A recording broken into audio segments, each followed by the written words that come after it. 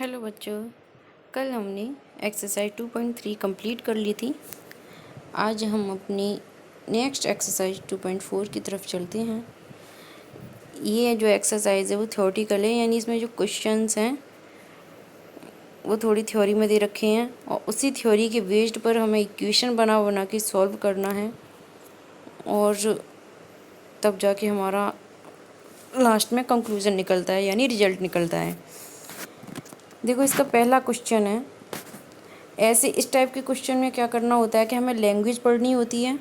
उस लैंग्वेज में सिंपली सब कुछ डिटेल में दे रखा होता है।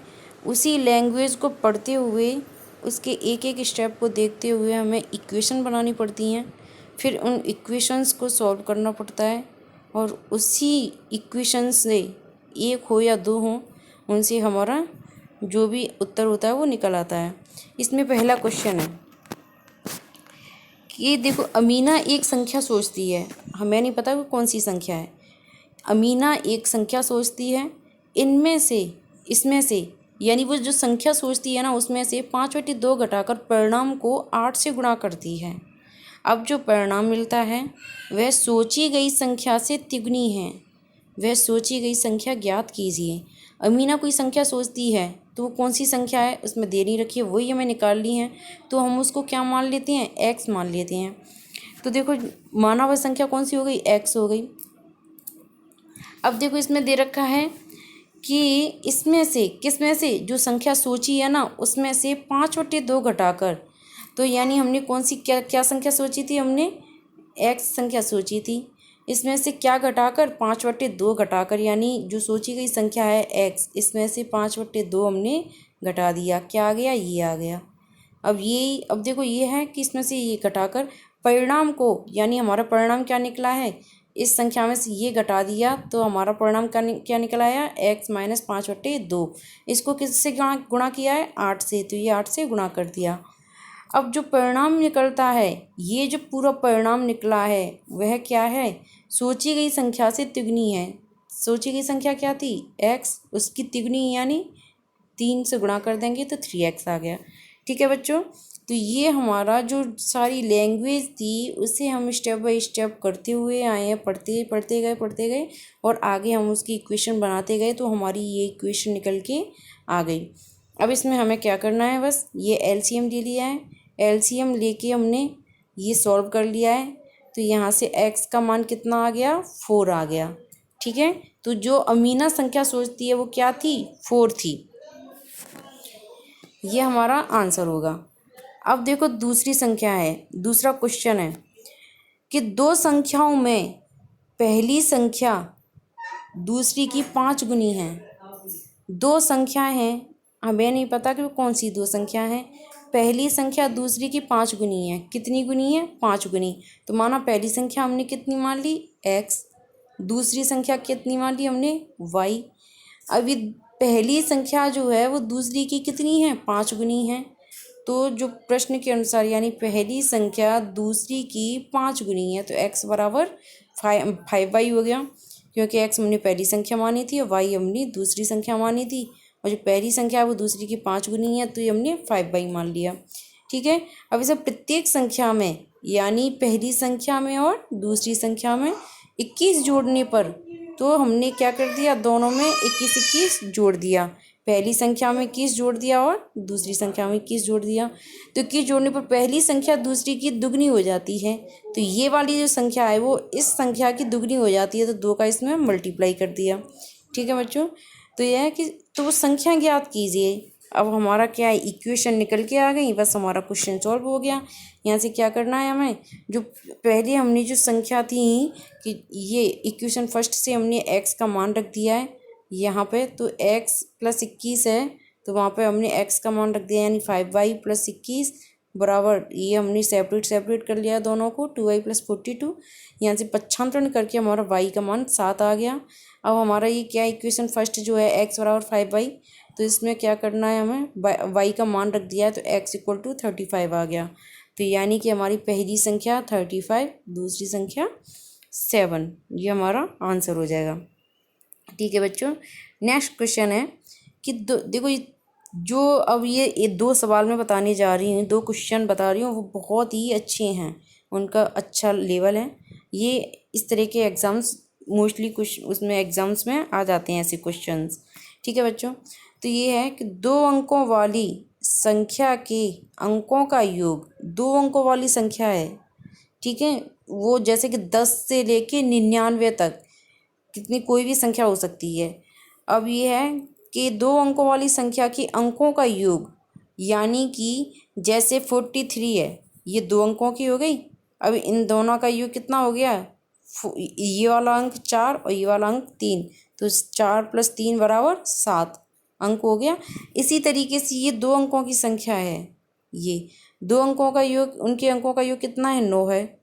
इस संख्या के अंकों के स्थान बदलकर, यानी हमने अभी 43 मानी थी ना, तो इन दोनों के अंकों का योग कितना हो गया, 7। अब इसका हमने अंकों का स्थान बदल दिया, यानी 4 है उसको बाद में लिख दिया और 3 है उसको पहले लिख दिया, यानी इन दोनों को बदल दिया।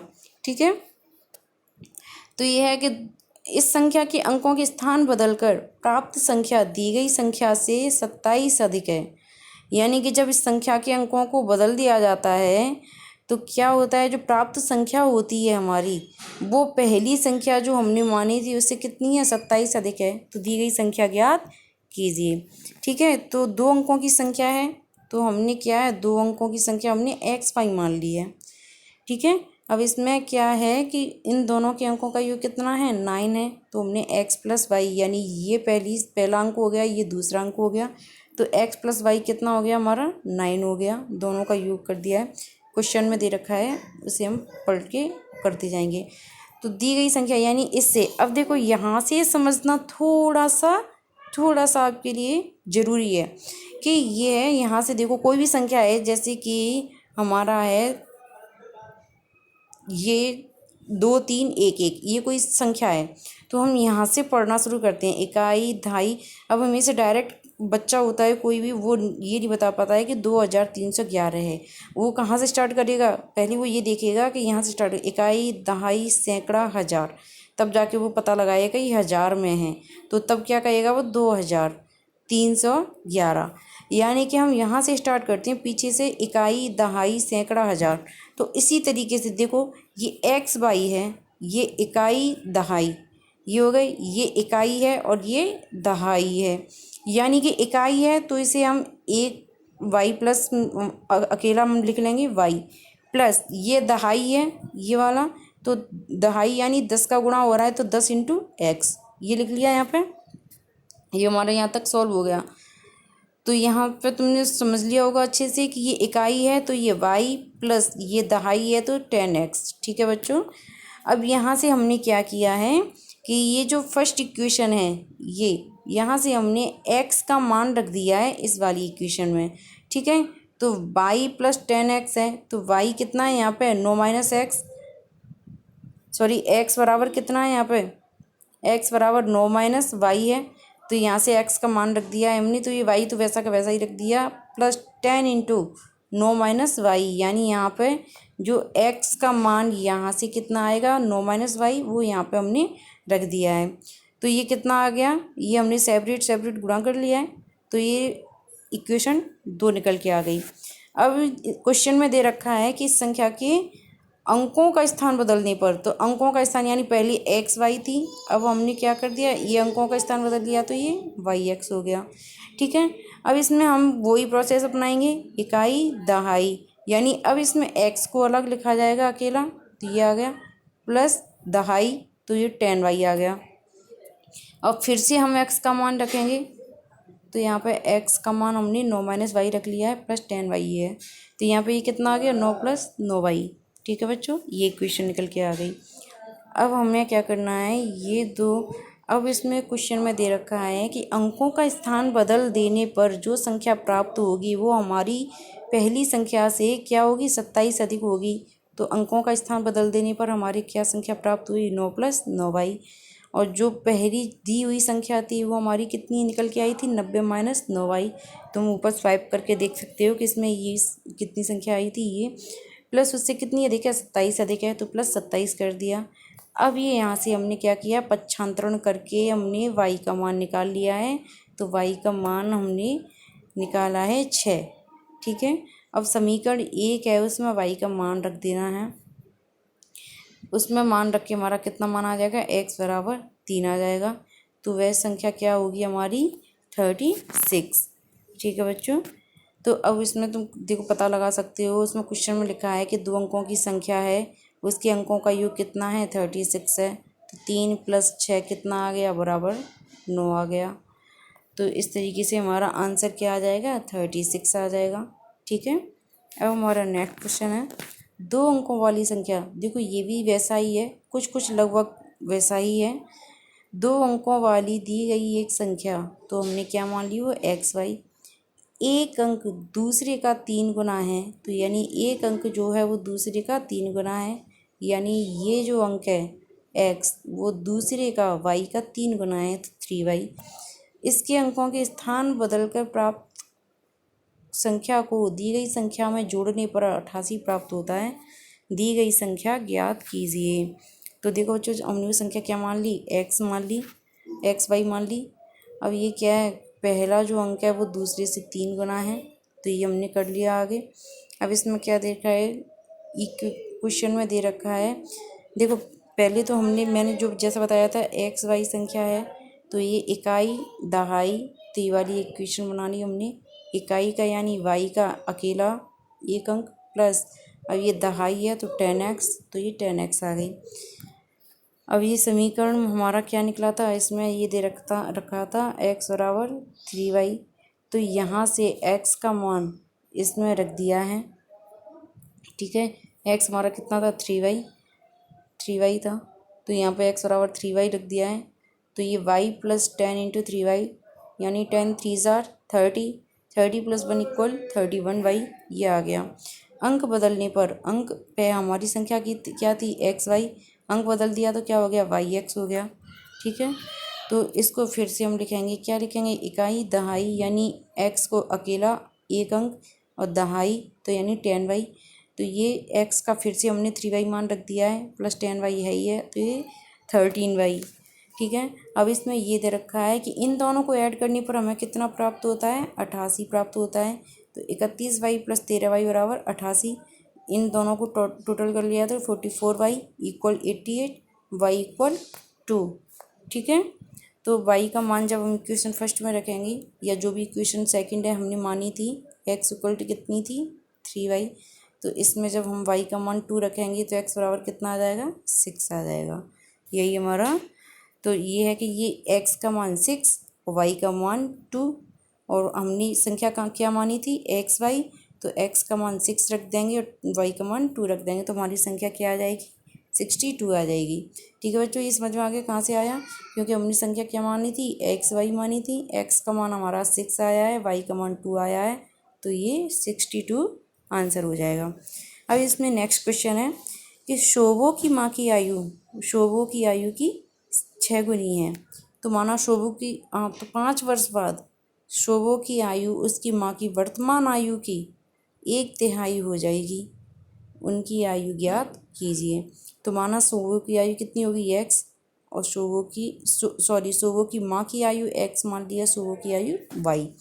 ठीक है, तो इसमें क्या है, शोभो की आयु की आयु, तो शोभो की माँ की आयु कितनी है, शोभो की आयु की 6 गुनी है। तो शोभो की आयु हमने y मानी थी, तो इसमें 6 का मल्टीप्लाई कर दिया, तो ये 6y आ गया। अब इसमें क्या है, 5 वर्ष बाद उस शोभो की आयु उसकी माँ की वर्तमान आयु की, यानी माँ की आयु में हमें कोई चेंज नहीं करना है, क्योंकि उसकी वर्तमान आयु ही दे रखी है। तो यानी शोभो की माँ की आयु तो x की x ही रहेगी।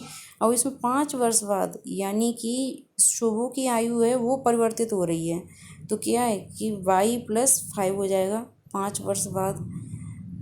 तो 5 वर्ष बाद शोभो की आयु उसकी माँ की वर्तमान आयु की यानी x की कितनी हो जाएगी, तिहाई हो जाएगी, 1/3। तो यानी हम इसमें 3 का गुणा कर देंगे। ठीक है बच्चों, तो इसमें क्या आया, इसमें अब x का मान रख दिया हमने इक्वेशन फर्स्ट से, तो ये x का मान 6y था, तो ये सेपरेट कर लिया है सेपरेशन। अब इसमें 3y = 15, और y इक्वल टू 5। ठीक है, अब y का मान हम किस में रख देंगे, x बराबर 6y था, y का मान 5 आ गया, तो x का मान 30 आ गया।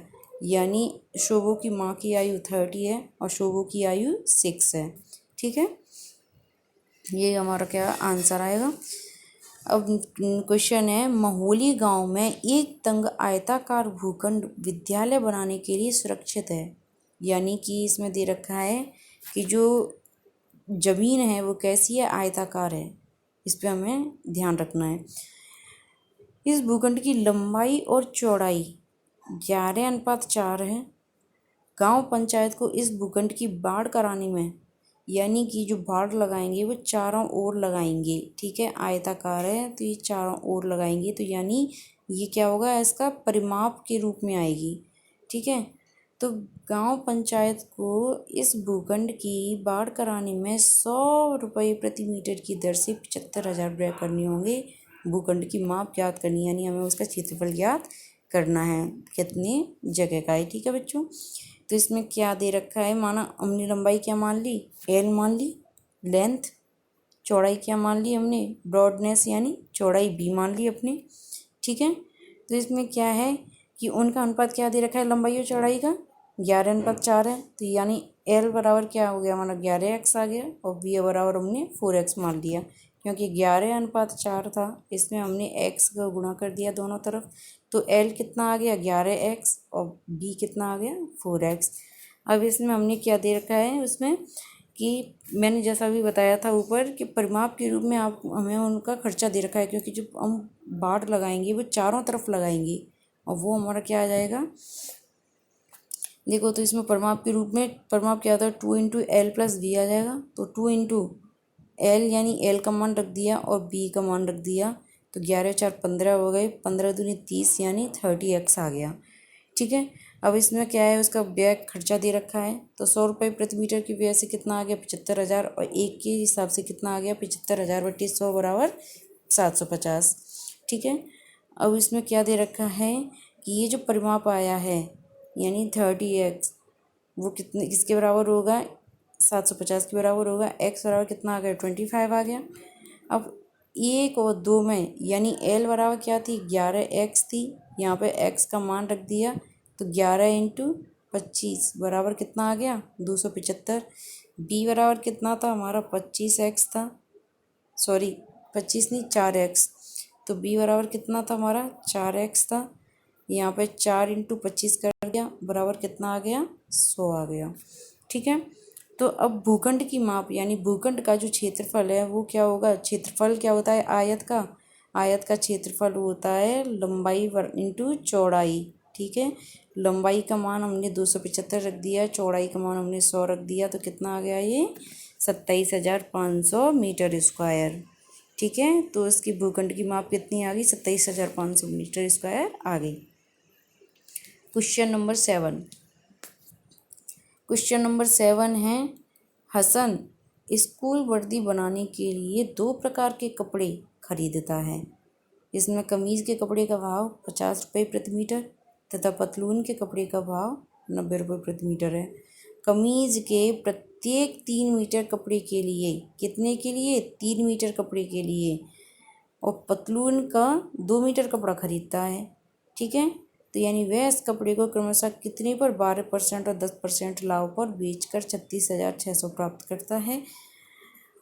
उसने वर्दी के लिए कितना कपड़ा खरीदा, ठीक है, उसने वर्दी के लिए कितना कपड़ा खरीदा, तो यानी कि इसमें दे रखा है, देखो हमने माना कमीज़ के लिए कपड़ा, यानी वो 3 मीटर कपड़े पर 2 मीटर पतलून का कपड़ा खरीदता है, तो यानी कमीज़ के लिए 3x कपड़ा मान लिया हमने और पतलून के लिए 2x मान लिया।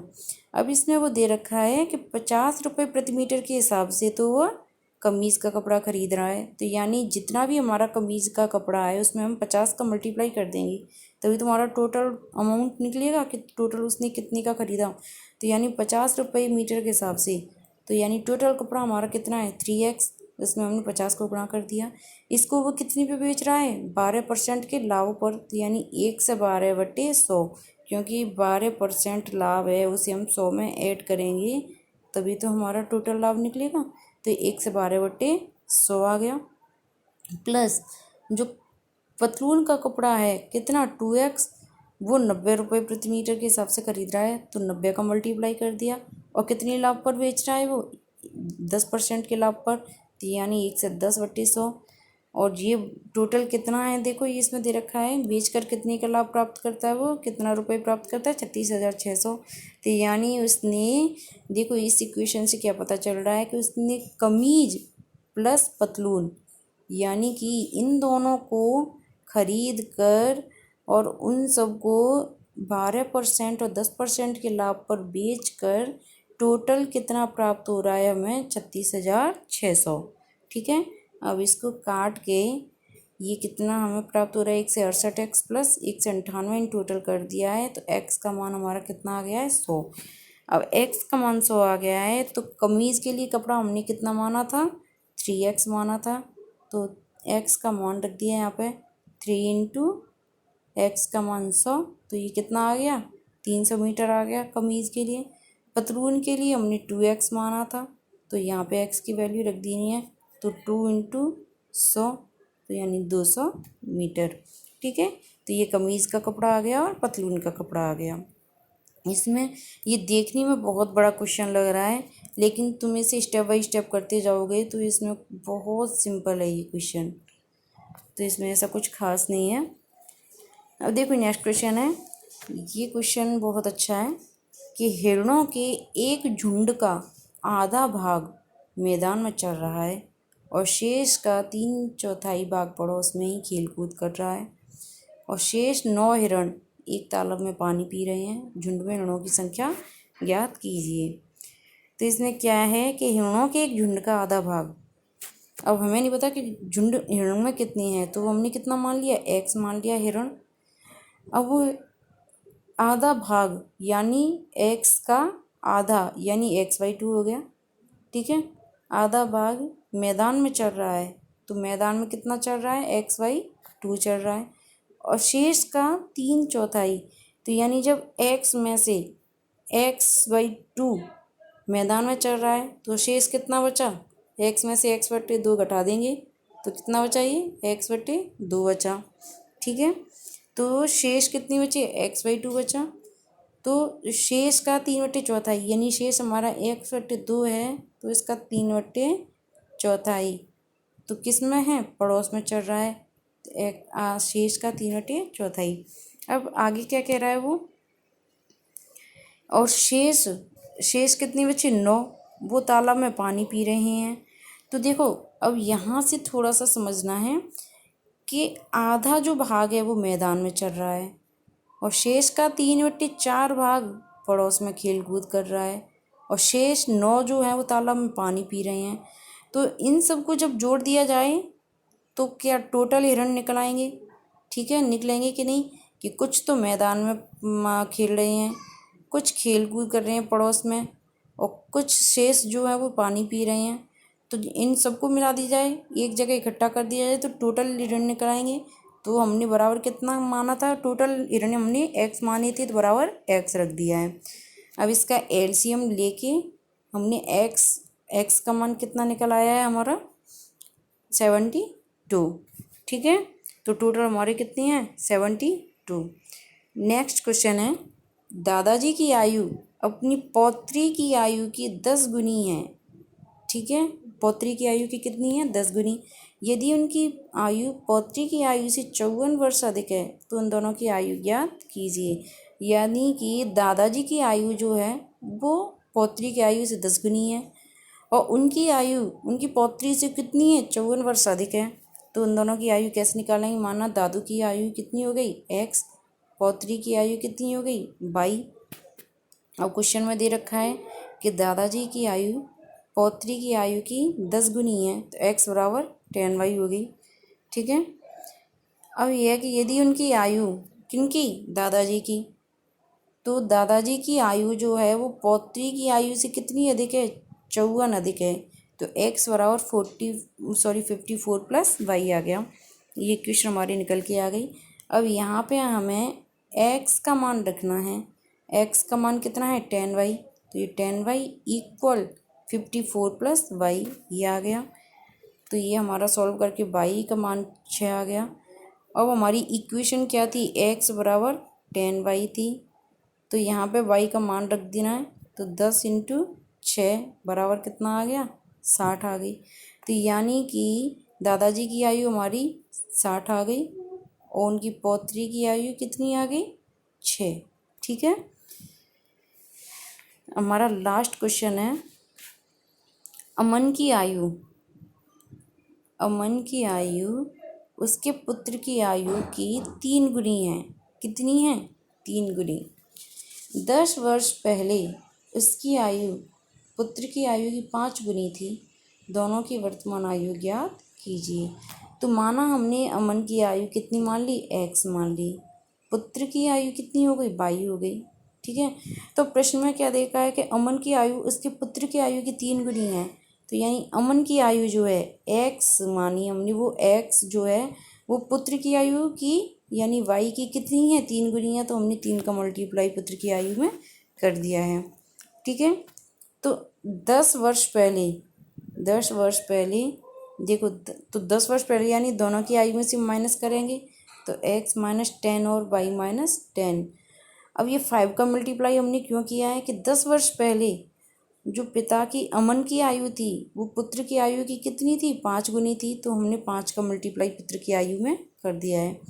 अब देखो यहाँ पे x बराबर 3y है इक्वेशन फर्स्ट में, तो यहाँ से हमें x का मान रख देना है। तो x माइनस 10 यानी कि x का मान हमारा 3y है, तो 3y minus 10 equal 5y minus 10। इस सब को सॉल्व करके y का मान कितना आ गया, 20। अब हमारा x बराबर 3y है ये, तो यहाँ पे हमें y का मान रख देना है। तो x इक्वल टू क्या कितना आ गया हमारा, 60। यानी अमन की आयु आ गई 60 और इसके पुत्र की आयु आ गई 20। तो आज का चैप्टर हमारा यहीं समाप्त होता है। ये क्वेश्चन बहुत अच्छे थे, भले ही ये दिखने में थोड़े से टफ लगते हैं, बड़े लगते हैं, लेकिन जब इनकी हम हर एक लाइन को पढ़ते जाते हैं और उसको पढ़ते हुए हम जब आगे चलते जाते हैं, इसकी इक्वेशन बनाते जाते हैं, तो हमें बहुत ही सिंपल इक्वेशंस प्राप्त होती हैं। उन सब को सॉल्व करने पर हमारा आंसर निकल आता है। तो ये क्वेश्चन अच्छे हैं बच्चों, तुम्हें ना करके देखना, और कुछ समझ में ना आए तो तुम पूछना। ओके बच्चों, टाटा बाय बाय, फिर मिलते हैं कल एक नई एक्सरसाइज के साथ। तब तक के लिए बाय।